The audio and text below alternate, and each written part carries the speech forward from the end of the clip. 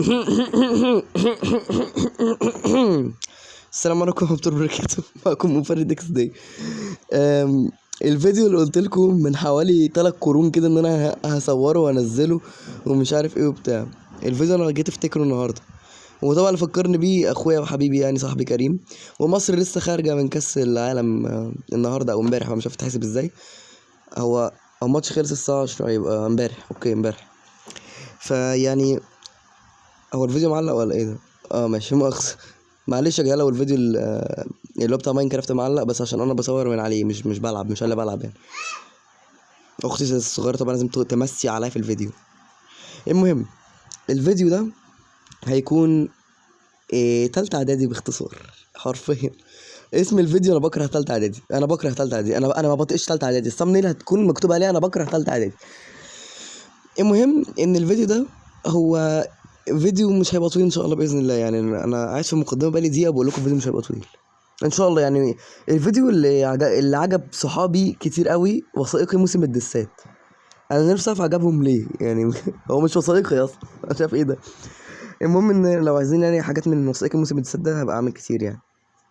فيلا يلا نبتدي في شهر 9 اللي فات. انا ساعتها كنت في المصيف بصيف، ولا وجع دماغي ولا اي حاجه، وبنط في البسين ومتمزج.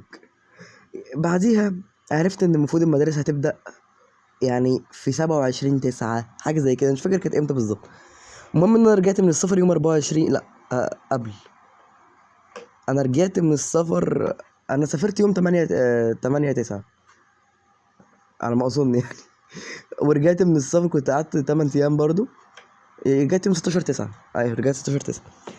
المهم ان بعد رجوعي ان انا بقى خلاص المدرسه، وهقدم على وانا كنت مقدم من قبلها يعني على المدرسه. مدرستي مش عايز اذكر بصراحه اسمها، لان انا كده خلصت خلاص، مش هخش فيها ثانوي خلاص، مدرسه تانية بقى. بس مش هذكر اسمها برضه احتراما للمدرسين اللي هناك واحتراما لسمعتها. بس يعني نص صحابي عارفين ابو شكل اللي بعت الرساله ده، ماشي مش مهم. المهم صحابي عارفين مدرستي إيه يعني. فيلا نحكي. مبدئيا دخلت، ما لقيت مفيش اعمال سنه. انا قلت ايه ده، ما فيش اعمال سنه، ما فيش مدارس ولا اي حاجه. طلع اوسخ حاجه ممكن تحصل لاي بني ادم: سناتر. انا قلت سمعت كلمه سنة. انا بروح سناتر من تقريبا اولى اعدادي، بس يعني كان في اعمال سنه اللي هو مش بروح كتير. وكمان كان المدرسين لا تطاق بامانه. مبدئيا انا بقى هقول اسامي المدرسين دول عشان انا ما بطيقش ولا واحد فيهم. مستر العربي، هو اسمه كرنج، اسمه مستر محمد القيصر، اسمه كرنج. مش فاكر اسماء الباقي يعني، ده اللي فاكره عشان ده كان. المهم يعني مستر ده حرفيا عنده بتاع 3 اسيستنت. عارف البيكمي، الناس البيكمي هم الاسيستنت كده، ورجاله وبنات. هو يعني مفيش غير لو كان واحد اللي محترم والباقي بيكمي. فيعني ده كان معاناتي مع الاسيستنت. في بقى كان بنت معانا في درس العربي اللي هو بتاع مستر محمد القيصر ده. البنت دي ما تخافوش، مش المفروض بتكراش عليا، لا ما حدش بيكراش عليا، او في يعني مش عايز اقول. خلاص بقى يعني اسرار بقى. المهم البنت دي كانت بتخش بالظبط كده، ماسكه ازازه فيوري، يا رب مثلا اما الفيديو يحصل له حاجه. ماسكه ازازه فيوري واندومي اللي هو بيتباع جاهز ده، وداخله بيهم وبتخش تاكل جوه، وبتلبس نفس الهدوم. يعني نفسي اعرف ما تغيروا يا جدعان. يعني نفس الهدوم كل يوم كل يوم، نفس الهدوم ليه؟ بجد مش عارف القرف ده. يعني كنت انا بلبس اوت فيت تحفه عامه يعني، مش كل يوم، كنت بلبس كل يوم اوت فيت تحفه. المهم دي كانت حاجه بجد مضايقاني قوي. من الدرس بقى، هما يعني مستر محمد يعتبر بيشرح كويس يعتبر. والحاجه اللي مش بفهمها يقول لي مش يعيدها لي مثلا، لا يعني هو الحاجه ما حد قال لك تبقى حمار بيقول لي كده حرفيا. انا ببقى خلاص، انا ببقى قرفان. انا مستحمله لاجل ان هو كبير، مش كبير في السن بس برضه. يعني انا مستحمل ان انت كبير ومش عايز اقل منك. فانا مستحملك يعني. اصلا كنت باخد الدروس في مكان واسع والتكييف مش شغال، والدنيا كانت حر فشخ. ده مش الترم الاول، ده انا بتكلم على الترم التاني. الترم الاول كانت الجو كويس، الترم التاني كان الجو صعب فشخ يا جدعان. بجد كنت اكتر حاجه مضايقاني هي الجو حاجه لا تطاق. بعيدا عن الجو، ان انا نسيت اقول حاجه عامه. الناس اللي اتعرفت عليها في تالتة اعدادي مش من المدرسه عندي ولا من الدروس. انا اتعرفت على ناس من السوشيال، ناس كتير قوي، انا هذكرهم كلهم. نبتدي باول واحد اتعرفت عليه كان كريم منتكسو، اللي هو صورت معاه فيديو تقريبا او فيديوهين مش فاكر. المهم ان هو كريم منتكسو اتعرفت عليه.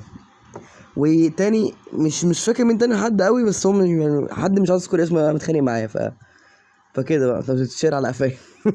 لا هو شر مني يعتبر، بس ماشي. وبعديها اتعرفت على واحد يعني هو مش هتعرفوه، هو صاحبي عادي بس مش بيصور فيديوهات معايا يعني. هو اسمه سكرت، مش اسمه سكرت، انا مش هقول اسمه يعني. وبعديها اتعرفت على ادم، انجينير ادم ده ممكن اصور معاه فيديو قريب، يعني يعتبر يوتيوبر يعني. بعدها اتعرفت على سبايدر اللي بصور معاه كتير عامة، وفي فيديو حلو جدا جدا هيبقى قريب يعني. بعديها اتعرفت على ششتاوي او احمد امين، يعني على حسب اللي هو صورت معاه فيديو تقييم الدسات. وطبعا اتعرفت على رضوى وجنة. جنة ما بصورش معاها، بس اتعرفت على رضوى، يعني ممكن اصور مع جنة قريب عادي. رضوى صورت معاها بتاع فيديوهين 3. اتعرفت على ناس كتير قوي بجد، انا من كترهم مش فاكرهم. ناس انتوا مش هقول اسمها اصلا عشان يعني مش بيطلعوا معايا، فكده انتوا فاهمين قصدي. فاتعرفت على ناس كتير وكلهم جدعان يعني مفيش الا كام واحد كده بس اللي مش هذكرهم. لكن ناس كتير قوي جدعان اتعرفت عليها في الفتره دي. هم دول الحاجه اللي كانت مصبرين على تالتة اعدادي عامه يعني. واللي كان معايا في تالتة اعدادي هو سيكريت وسبايدر. يعني سبايدر كان في تالتة اعدادي معايا، مش في المدرسه معايا يعني عادي. المهم ان جت فتره قبل الامتحانات بتاعت انا مش عارف احكي الموقف ده ازاي يا جدعان، بقى هعيط والله. و- بسم الله الرحمن الرحيم. اهدوا اهدوا. يا رب ما تشتم. انا في تالتة ارتبطت. حلو، لا مش حلو يعني بس ماشي. انا في تالتة ارتبطت بشخص. استغفر الله العظيم يا رب، اللي بقى تقريبا مش عايز اكمل الفيديو. ماشي. انا ارتبطت بشخص نوعا ما كنت مبسوط. يا رب مش عارف اكمل جملتين صح. استنى اكتب. استنى. يعتبر كنت مبسوط ان انا ارتبطت. يعني مش اول مره يعني بس. مش عارف ليه كنت مبسوط المره دي قوي. الشخص ده من جيش الدكاتره، يعني من كده اهو، من السوشيال يعني. استغفر الله العظيم يا رب بقى، يا رب هو انا ليه بعطل يا جدعان؟ الشخص انا اتعرفت عليه بعد ماتش مصر و اسمها ايه، نيجيريا، في الافريقيه، اللي هو يا جدعان اللي هو خسرنا ضربات جزاء وخدنا مركز رابع في افريقيا. ده ارتبطت بيه تقريبا يوم 17 واحد على ما اظن، ده كان يوم 17 واحد. الشخص ده انا قعدت معاه قبل الامتحانات، وفي بعد الامتحانات طبعا، وفي الاجازه، وفي رمضان. قعدت معاه لحد رمضان. وفي العيد اللي هو الصغير، تاني يوم العيد يعني يعتبر سيبنا بعض. مش عايز اذكر الشخص، كان شخص محترم فمش عايز اذكره يعني. محترم ومش عايز اذكره. نهاية اخلاق يا جدعان، نهاية اخلاق. كنت مبسوط، كانت فترة يعني حلوة في حياتي. مش قوي يعني بس كانت فترة حلوة في حياتي عامة. هو الشخص كان وظيفته ان هو بيلهيني عن المذاكرة. يعني انا كنت بخلص مذاكرة ببقى قرفان، انا كده كده ببقى مذاكر، فانا ببقى قرفان وملان وعايز حد يقتلني. فبروح اكلم الشخص ده. واللي كانوا عارفين بالحوار كان سبايدر وبس تقريبا. سبايدر بس. سبايدر وسكرت عرف في الاخر، ورضوى كانت عارفه، وكريم وادم دول اللي كانوا عارفين. بس اكتر واحد، اول واحد عارف كان سبايدر، بعدها كريم او العكس والله ما فاكر. آه، المهم ان هو فعلا كان بيلهيني كتير، وحتى جيت اعيط له بعد ماتش مصر ونيجيريا. لا بهزر ما بعيطش لحد يعني. سبايدر يشهد. المهم شوت اوت لسبايدر هنا يا جدعان. اتعرفت على احمد امين قبل الامتحانات. يعني احمد امين جدع فشخ عامه، ولسه نتيجته طالعه النهارده، ونجح عشان هو في جامعه. نتيجة جاب 3/4 ولا 4/4 مش فاكر والله. عشان هم عندهم درجة بقى فرداني كده، فكده بقى ده اللي اعرفه يعني. بس ادعوه يعني، قولوا له ما شاء الله يا جدعان يعني، وباركوا له ان هو نجح. وكده يعني، وكده عقبالنا يعني، ورب نتجوز بقى طبعا انا اتقابلت مع ناس كتير اللي هم من السوشيال. انا اتقابلت مع اول واحد اتقابلت معاه خالص، مش فاكر مين، او فاكر بس بستعب. تاني حد اتقابلت معاه كان، لا ما بلاش برضه، لا بلاش. تالت حد اتقابلت معاه كان سبايدر. ورابع حد كان سيسيريوم. سيسيريوم ده انا ما ذكرتوش صح. سيسيريوم كنت بحاول اصور معاه فيديو بس الدنيا باظت كده ومش عارف بقى. المهم يعني ان الدنيا باظت بينا. ما باظتش بينا، يعني يعني يعتبر بنتكلم عادي بس يعني قليل عن الاول، بس ماشي. بس يعني كده مش عارف انا ايه اللي بقوله ده. المهم ان كان رابع حد قابلته فعلا هو السيريوم. خامس حد، انا فضلت اكرر خروجتي مع سبايدر بتاع 3000 مره. انا وسبايدر خارجين كتير قوي، خرجنا كتير قوي. واحمد امين كان هيجي لي يوم عيد ميلادي، اللي هو بالمناسبه كان يوم 22 6 اللي فات. احمد امين كان هيجي يوم عيد ميلادي ده، بس للاسف الدنيا باظت برضو، ما عرفش يجي عشان هو في اسكندريه، ما عرفش يجي. واتوقع ان برضو كريم مونتاكسو، اللي هو ده ممكن، كريم مونتاكسو اللي هو ممكن يجي يوم 15 7 الجاي على ما اظن، يعني هيجي القاهره. طبعا انا ساكن نحاول المعادي، او انا في المعادي اصلا. انا بقول نحاول المعادي ليه؟ انا ساكن في المعادي في القاهره. فهو حرفيا معادي من مكان نظيف فشخ لو الناس تعرفها يعني. فهو احنا بنتقابل كتير قوي هناك عندي وكده. فانت لو اي حد معدي من المعادي ممكن يعرفني، لا هو يعرف شكلي ازاي. ايه المهم، ايه ايه ده، هو انا ليه دخلت في قصص وانا اصلا في فيديو تالتة اعدادي؟ استنى كده. نرجع تاني معلش. كنت بستعبط بس دخلت في قصص وانا في فيديو تالتة اعدادي. المهم جت فترة الامتحانات، اول امتحان كان العربي. دخلت، انا حرفيا حليت الامتحان كله وهبت في التعبير. انا مش فاكر التعبير كان على ايه، بس انا فضلت اعمل اي حاجه، بص اهبد اهبد. انا كنت بعمل كده بس. كان بعده امتحان الدراسات. طبعا انا بعشق الدراسات الا محمد علي بن، الله يرحمه بقى خلاص. المهم ان انا حليت يعتبر كويس يعني، اهو زق الدنيا معايا. وبعدها امتحان الانجليزي، ايزي ايزي ايزي ايزي ايزي، طبعا ايزي، طبعا 30 من 30 يا فنان. انت عايز ايه يعني؟ ولا 40، مش فاكر كان من كام. وبعديها امتحان الهندسه، عشان الهندسه والجبر لوحدهم وفي الاخر بيتجمعوا على بعض. امتحان الهندسه كان الاول، هبت هبد زباله. في الهندسه بالذات انا دايما جايب في الهندسه تقريبا بتاع 15. هي درجه الهندسه لوحدها من 15 فاهم، والجبر من 15 بيجمعوا 30. انا جايب في الهندسه رقم زباله، لكن جايب في الجبر 15 من 15. الجبر طبعا رحت قفلته. والعلوم على دي ماده يا اخي، انا بكره العلوم، بكره العلوم. المهم اني انا جبت المجموع الترم الاول 127 من 140. ده مجموع الترم الاول. كنت يعني طردت العنف اسري. لا بهزر. يعني ابويا ما كانش عاجبه النتيجه وامي نفس الكلام. بس اهو يعني انا ما جبتش رقم زباله للدرجات دي يا جدعان يعني. انا كنت مبسوط. وسبايدر قال لي نتيجه كويسه، كله قال نتيجه كويسه. ابويا وامي اللي كانوا غراب ساعتها. المهم جت فتره ال يعني خلاص بقى مش هنقول الاجازه، يعني جت فتره ايه، رمضان دي بعد الاجازه.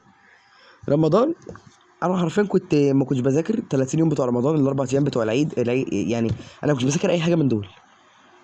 انا حرفيا، انا بص يا جدعان بعد اذنكم، لو انت اكيد في ثالثه ممكن هيعدي عليك رمضان.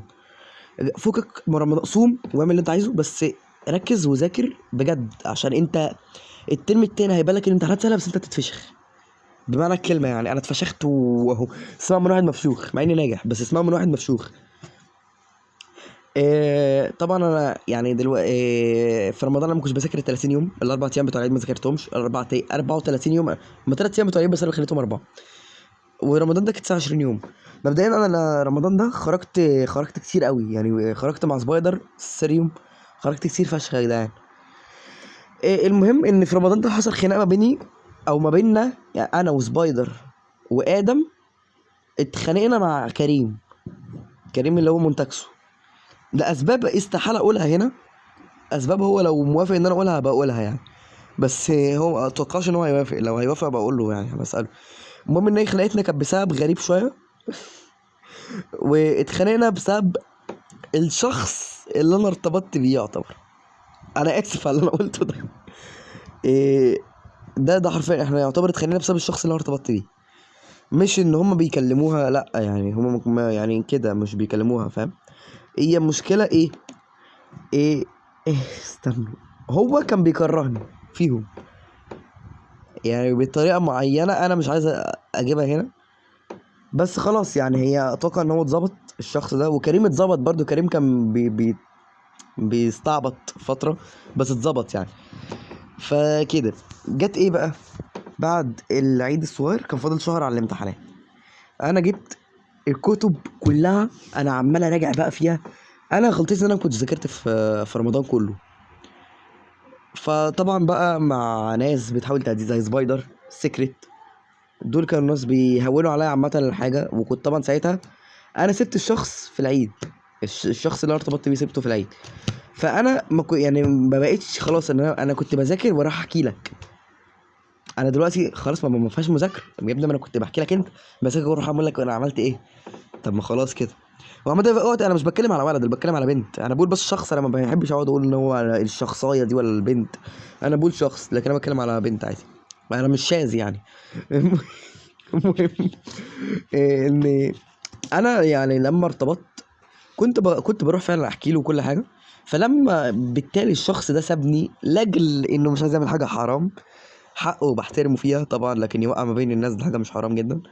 المهم اني انا بدات كرهي للمذاكره اكتر من انا كنت بكرهها.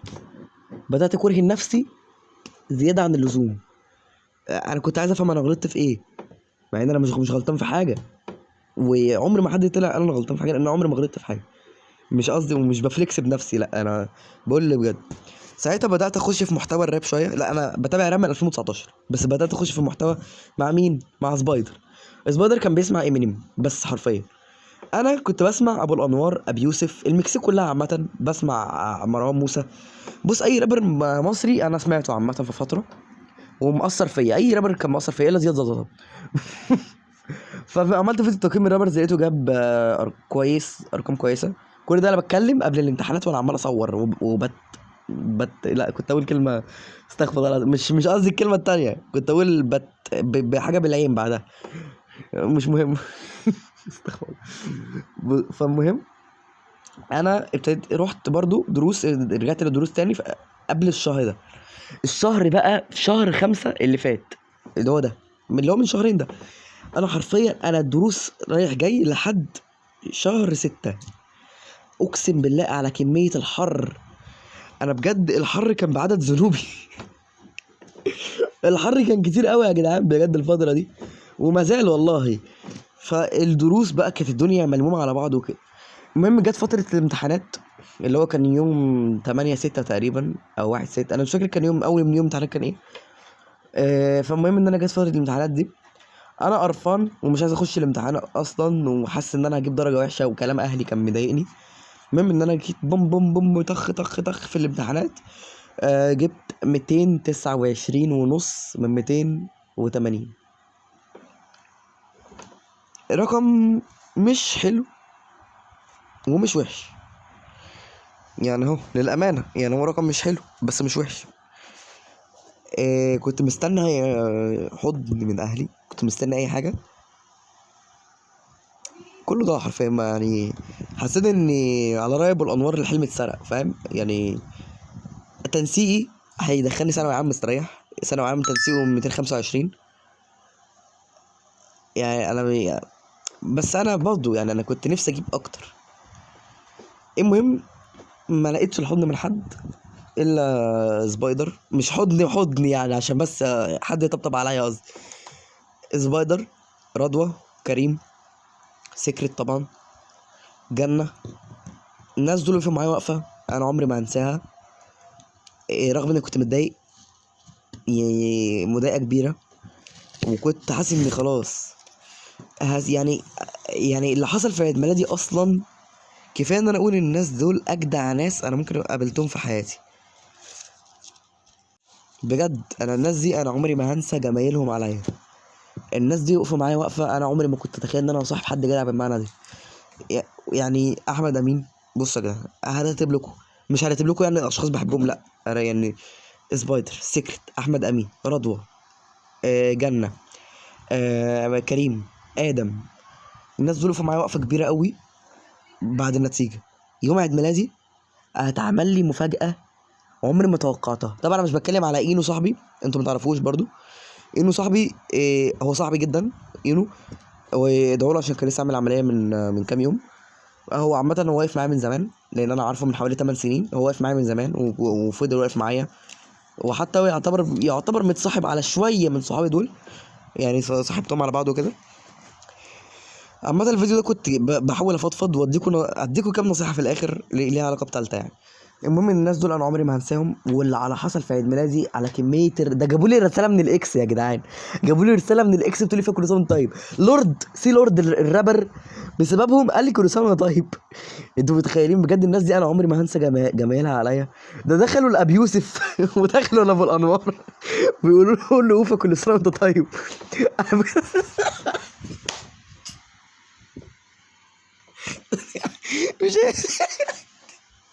تسلم يا سبايدر انت ورضوى بالذات، وكريم وجنة طبعا في اكونت تاني. بجد بشكركم كلكم على اللي عملتوه معايا. ادم كان ناوي يعمل لي مفاجأة في سيرفر كده بنلعب فيه، بس للاسف والدته تعبت الفترة دي، وطبعا هي الحمد لله دلوقتي بقت كويسة. فبرضو ادعوا لها بالصحة يعني، ودعينا كلنا يا جدعان يعني. في كام نصيحة هنبهكم عليها بجد، وبجد انا مش بهزر، انا عمري ممكن اكون هتكلم بجد في فيديوهاتي.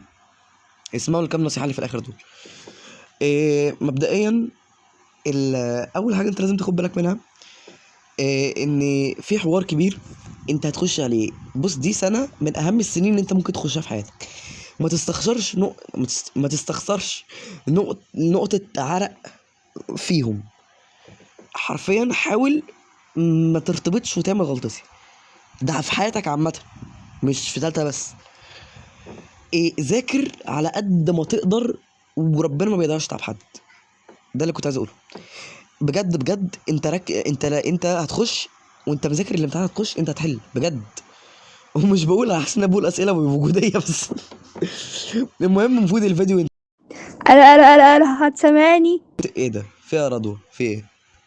ازيك زلال عامل ايه؟ كويس الحمد لله. نعم حضرتك برضو. كنت جاي اقول حاجه صغننه كده، وراك حاجه؟ ولو ورانا نفضلك حضرتك.